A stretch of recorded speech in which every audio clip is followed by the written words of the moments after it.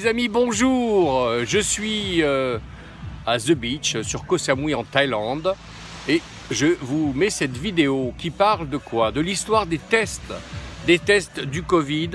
Comment, en temps de guerre, le professeur Raoult et son équipe ont su réagir très vite pour pouvoir être le seul, à un moment donné, vous le savez, à pouvoir faire des tests Covid en France.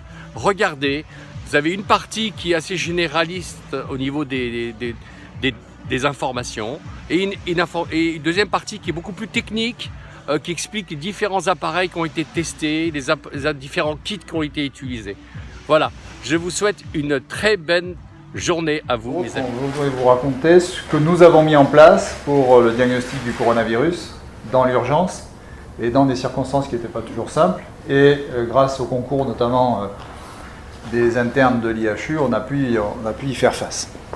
Alors l'histoire, vous la connaissez, elle commence en janvier 2020 en réalité avec les rapatriés de Wuhan qui sont amenés à Karilroué et avec une nécessité assez rapide de faire des tests diagnostiques, sachant qu'on n'avait pas les tests, on n'avait pas les amorces même, on n'avait pas de témoins positifs, que le CNR nous a refusé les témoins positifs, et que Philippe a dû se démener avec les fournisseurs d'amorces pour nous fournir dans l'urgence des amorces et des témoins synthétiques. Moyennant quoi, on a réussi à mettre en place ces tests assez rapidement, et les premiers positifs, on les a eus vers le 25, 26, 27 février.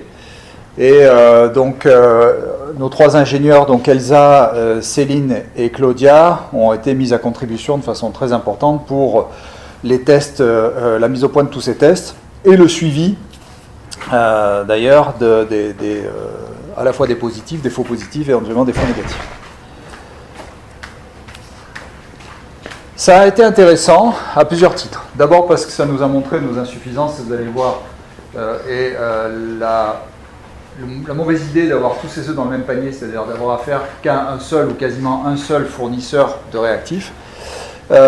Deuxièmement, ça a permis d'accélérer de façon considérable un certain nombre de choses, et la PHM, enfin les services numériques de la PHM nous ont permis de faire du rendu en ligne de résultats, et ce qui fait que les patients ont eu accès à leurs résultats directement depuis chez eux, alors que jusque-là, ce n'était pas possible. Et on a, vous le voyez, une augmentation assez rapide du nombre de tests quotidiens, et donc dès autour du 9-10 mars, on a été obligé, les premiers tests ayant été faits dans le laboratoire, on a été inondé dans notre activité quotidienne, et donc avec un risque de perturbation des flux quotidiens, on a été obligé d'ouvrir 2 laboratoires, en prenant 2 laboratoires de recherche à l'équipe de Jean-Marc Rollin, qui sont les laboratoires 104-105 au premier, dans lesquels on a installé un certain nombre de machines, puisqu'on avait tous les K-cubes qui étaient en haut, on avait 6 thermocycleurs Roche, on avait une capacité de diagnostic importante, et quasiment au même moment, on a une fermeture des frontières américaines. Et c'est là qu'on se retrouve vraiment dans les ennuis, c'est-à-dire que tous les gens en Europe s'aperçoivent qu'ils dépendent des Américains pour leurs réactifs, et donc tout le monde téléphone bien sûr à son fournisseur en disant bloque-moi tout ce que tu peux. Et donc on s'est retrouvé nous aussi en panne de réactifs assez rapidement, et vous verrez que par la suite Elsa vous expliquera comment on a diversifié finalement aujourd'hui notre offre diagnostique. Donc rupture de réactifs, de consommables. Première réaction, c'est qu'est-ce qu'on peut faire avec ce qu'on a. Alors on a eu une aide absolument considérable des laboratoires du pôle de biologie, et notamment de l'équipe d'hémato de la Timone, de l'équipe de Bioche de la Timone, de l'équipe également de Nicolas Lévy en génétique, qui sont immédiatement arrivés venir nous voir en nous disant voilà ce qu'on a, est-ce qu'on peut vous aider et vous dépanner en tips, parce qu'on n'avait plus de tips, en plaques, tout ce qu'ils avaient, ils l'ont amené. Et Elsa et Céline et Claudia se sont attelés à essayer d'adapter ces nouveaux tips qui ne s'adaptaient pas forcément sur les machines dont on disposait.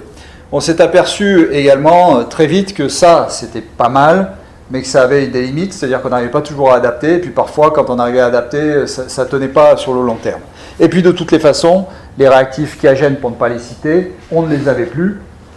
Et il fallait bien faire autrement. Donc on a commencé à téléphoner à droite à gauche, à essayer d'acheter des réactifs ailleurs et d'acheter également des automates. Mais on s'est aperçu très vite qu'en réalité, il y avait très très peu de réactifs disponibles et quasiment pas d'automates sur le marché. Et puis, coup de bol, autour du 20 mars, je reçois un appel téléphonique de Eric Sellal, qui est un vétérinaire lyonnais, qui a monté une boîte qui s'appelle Biocellal. Et ce type qui est assez génial me dit, écoutez, voilà, nous on a, les vétérinaires, une capacité de diagnostic qui est importante. On est capable de faire 400 000 tests Covid là tout de suite. On a proposé ça au conseil scientifique du gouvernement. Ils ne nous ont même pas répondu. À un moment où personne n'était plus capable de faire le moindre diagnostic en France. Ok, et donc il me dit, moi j'ai des réactifs, j'ai le livreur qui est dans la cour. Si vous voulez, si vous êtes partant, je vous mets les cartons dans le truc, vous les avez demain matin. Banco, on a pris, et Eric Sellal est venu quelques jours après pour voir comment ça fonctionnait. Et grâce à eux, on a pu quand même avoir de quoi tester 100 000 personnes, ce qui est quand même considérable. Et à un moment où finalement on s'est retrouvé, grâce à ça, quasiment les seuls en France à pouvoir faire du diagnostic au Covid. Bien entendu, ce diagnostic, vous le voyez, on est monté jusqu'à 4000 tests par jour. Ça, c'est pas fait tout seul. On a été obligé, d'une part, de renforcer les machines, d'autre part, de renforcer les équipes. On est monté jusqu'à 40 techniciens spécifiques pour le Covid. Ce qui est très intéressant, c'est qu'on a eu des renforts en nouveaux techniciens, mais aussi des renforts en techniciens du pôle de biologie. Et beaucoup de techniciens du pôle de biologie qui avaient travaillé à l'IHU ont été volontaires pour venir retravailler chez nous, et ça a été très efficace. On a, grâce à vous, pu également dû rajouter 2 lignes de garde à la ligne de garde que vous aviez déjà. Ça faisait 3 lignes de garde d'interne, mais grâce à vous, on a pu continuer à tourner. Et également, on a renforcé considérablement le secrétariat. Hop, pardon. Et donc, je vais laisser la parole à Elsa pour qu'elle vous raconte en détail les différentes techniques que nous avons mises en place et qui nous ont permis aujourd'hui de diversifier notre parc de machines et également d'avoir des fournisseurs dans différents pays. On a testé à ce jour 184 000, on a fait à ce jour 184 000 tests de 123 000 patients avec plus de 8 000 patients positifs. Vous voyez, donc c'est considérable et on est le laboratoire français qui a fait le plus de tests Covid au cours de cette épidémie. Pour détailler un petit peu ce qu'on a fait concernant tout d'abord la partie des extractions. Donc on a commencé avec ce qu'on avait, à savoir donc les EasyOne et les kits virus que vous connaissez bien via le POC. Donc ça c'était très fonctionnel tant qu'on avait peu de prélèvements. Quand on a commencé à en recevoir une centaine dans un laps de temps très court, ça a été très compliqué de continuer à extraire avec. Donc on est passé sur les K-Cube qui sont des extracteurs 96. Donc ça, on s'en est servi pendant bien un mois, jusqu'à ce qu'on ait, comme vous disiez Pierre-Édouard, des problèmes de consommables. Donc pendant 15 jours, on a réussi à jouer avec ce qu'on nous avait prêté et ce qu'on pouvait réussir à bidouiller pour continuer d'extraire avec, le temps de trouver d'autres solutions. Donc, qui sont arrivés d'une part avec les Kingfisher, donc qui sont des appareils de la société Thermo Fisher, qui sont des extracteurs 96 également. Et l'avantage de ces instruments, c'est qu'on peut adapter plusieurs kits d'extraction. Donc ça a été un vrai plus pour nous, puisqu'on a pu tester et valider et travailler donc avec certains, dont les kits Biocellal, des kits Omega, les kits Mashrenagel avec lesquels on travaille encore actuellement, et les kits de Thermo Fisher qu'on a reçus après coup, donc qu'on a et avec lesquels on travaillera une fois qu'on aura épuisé notre stock de kits Mashrenagel actuel. On en est même arrivé à tester des instruments de recherche et donc qui ont été achetés grâce à l'IHU, donc avec le Chemagic 360 de Perkin-Elmer, donc pour lequel on a 50 000 extractions qu'on n'a pas encore utilisées mais qu'on a de côté. Donc on sait qu'on est tranquille de ce côté-là pour l'instant. On a de quoi faire des milliers d'extractions encore. Et on a poursuivi avec l'appareil MJI, donc qui est toujours un appareil de grosse cavalerie, un extracteur 96, voire on peut même passer 2 plaques 96 en même temps. Donc cet appareil a été fourni par le gouvernement avec donc des kits d'extraction et des kits de PCR, donc je vous parlerai après, et dont on a également associé une machine, le Starlet, qui est une machine d'Hamilton, qui permet de faire l'alicotage des prélèvements directement dans la plaque pour ensuite la passer sur le MJI et extraire. Donc ce qui limite en fait la manipulation de techniciens et donc qui limite aussi le risque d'erreur et de contamination. Donc tout ça c'était pour la partie routine. Pour la partie des urgences, on avait gardé donc les kits virus dans un premier temps, puisque les urgences sont toujours en moindre nombre. Quand on est tombé en rupture de stock, on est passé sur les kits ARN. Quand on n'en a plus eu, on est passé sur le NeumoDX et les Cepheid en parallèle donc qu'on a dans l'époque. Alors le NeumoDX est très bien. Quand il fonctionne, on a des petits soucis, donc on a préféré basculer sur le Kingfisher en gardant en fait une colonne vide à chaque fois pour les urgences. Ce qui nous permet, dès qu'ils arrivent, de les inclure dans les plaques de routine et de ne pas perdre de temps au niveau du rendu des résultats. Et on a également donc, les kits BioFire. Donc au début, on avait un test spécial Covid. Maintenant, il est associé au reste du panel respiratoire. Donc ça qui est utilisé au POC. Et notre dernière nouveauté donc, qui a été mise en place tout récemment, c'est les Vita PCR. Donc les petites machines que vous pouvez voir, donc vous en avez une au POC IHU et 5 qu'on a fait monter au POC Timon et qui sont également dans les petites tentes qu'on a dans le hall d'accueil qui permettent d'avoir un résultat en 20 minutes, donc ce qui est parfait pour des vraies urgences. Par contre, c'est un patient par un patient. Bon. Mais ce qui reste quand même très bien. Donc en ce qui concerne les kits de PCR, on n'a pas eu autant de diversification que les kits d'extraction, mais on en a eu quand même pas mal. On a commencé avec les kits de Roche donc, qu'on utilise en routine, donc qui contiennent seulement le mix, et donc on avait nos systèmes d'amorce et de son de maison. Comme à un moment c'est pareil, la société Roche ne pouvait plus nous fournir, on a basculé sur des kits qu'on connaissait déjà et qu'on avait validés en amont, de la société Thermo Fisher toujours, et qu'on a utilisé donc pendant très longtemps, pareil, donc c'était du mix, donc le même principe que pour les kits Roche, auquel on ajoutait nos amorces et nos sondes, qui étaient préparées du coup en amont. À partir du mois d'avril, donc on a pu mettre au point un duplex, donc ce qui limitait du coup d'une part les consommables et les réactifs, puisqu'on a réussi à faire donc ce que vendent tous les kits commerciaux, c'est-à-dire à faire du coup 2 détections dans un puits.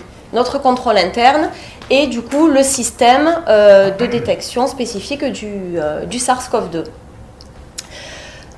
Récemment, on a eu des petits lots de contamination, donc afin de ne pas perdre de temps et d'éviter tout problème, on est passé sur le kit BJI, donc c'est le kit qui nous a été offert avec la machine MJI, qui est un kit qui contient tout. Le mix et un système de détection du corona à l'intérieur, avec également le contrôle interne, qui est un contrôle interne cellulaire. Donc pour les internes qui valident la routine Covid, ça nous a permis de ne pas rajouter un nouveau contrôle par rapport à celui qu'on avait. La détection se fait directement. Donc c'est vrai que c'est un plus. On a quand même une capacité d'analyse donc de 10 systèmes qui ont été testés et validés, dont 8 maisons. Donc on sait qu'on peut jongler entre l'un et l'autre en cas de problème. Et on a eu jusqu'à 16 automates de QPCR donc qui permettent d'analyser les light cyclers que vous connaissez, qui permettent d'analyser jusqu'à 96 échantillons en parallèle. Donc on a vraiment de quoi faire en même temps. Donc à tout ça, on a eu notre activité de routine, on va dire, donc pour tout ce qui est le pilotage de la plateforme, avec les consommables à surveiller quotidiennement, les petits problèmes qu'on rencontre également. Comme vous, les astreintes téléphoniques, 7 jours sur 7, quasiment 24 heures sur 24, puisque jusqu'à minuit, on pouvait recevoir des appels quand il y avait un souci d'appareil, de produits qui n'étaient plus disponibles, et les gardes de week-end qu'on a fait également, surtout dans la grosse période, et qu'on fait toujours au niveau du téléphone. Et donc pour vous montrer quelques chiffres, donc on a validé 8 instruments, testé 15 kits donc d'extraction et de PCR. On a également testé toute la partie écouvillon, donc on a validé tous les écouvillons qui sont reçus au laboratoire, qui représentent 15 types différents. Donc ce qui nous a représenté un total d'environ 850 tests qu'on a effectués.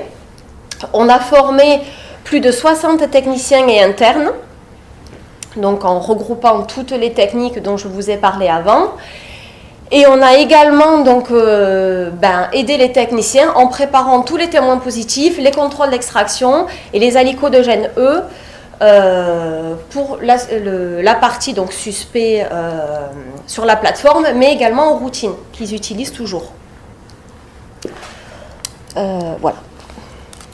Donc ce qui nous occupe voilà, bien. donc, pour conclure simplement, vous voyez, c'est comme ça maintenant ça paraît facile, 184 000 tests, mais en réalité c'était beaucoup de travail. Et ça a surtout montré quelque chose qui est extrêmement intéressant et qui est le rôle de l'IHU, c'est d'avoir une réactivité très importante. Réactivité à la fois en termes de personnel et de capacité de travail, d'adaptation, et puis réactivité financière aussi, parce que quand il a fallu acheter les machines, hein, ça s'est fait en un claquement de doigts. Il ne fallait pas attendre 2 heures, parce qu'en 2 heures, les machines étaient vendues à quelqu'un d'autre.